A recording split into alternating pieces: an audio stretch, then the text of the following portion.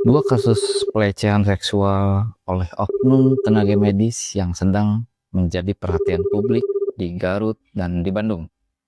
Mari kita pelajari aspek hukumnya. Kasus pertama terjadi di Garut, di mana seorang dokter spesialis kandungan berinisial MSF diduga melakukan pelecehan seksual terhadap pasiennya saat pemeriksaan di sebuah klinik.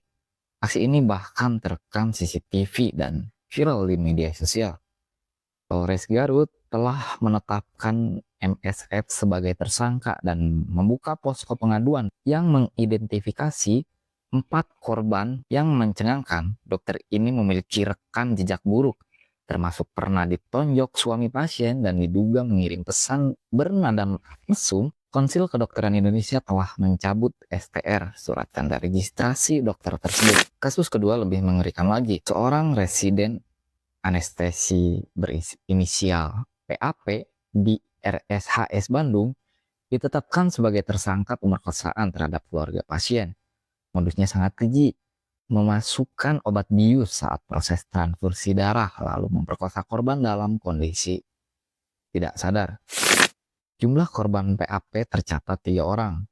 KKI telah mencabut STR milik PAP secara permanen dan saat ini pelaku telah ditahan dengan ancaman hukuman penjara hingga 12 tahun. Mari kita bahas pasal-pasal hukum yang dapat dikenakan pada oknum pelaku.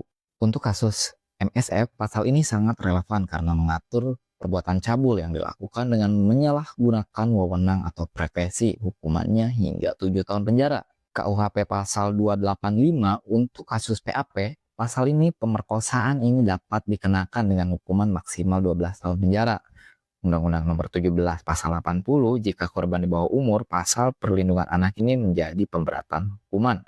Undang-Undang Nomor 29 Pasal 79, kedua dokter jelas melanggar praktik kedokteran yang baik hingga dapat dikenakan sanksi administratif hingga pencabutan izin praktik yang sudah dilakukan oleh KKI.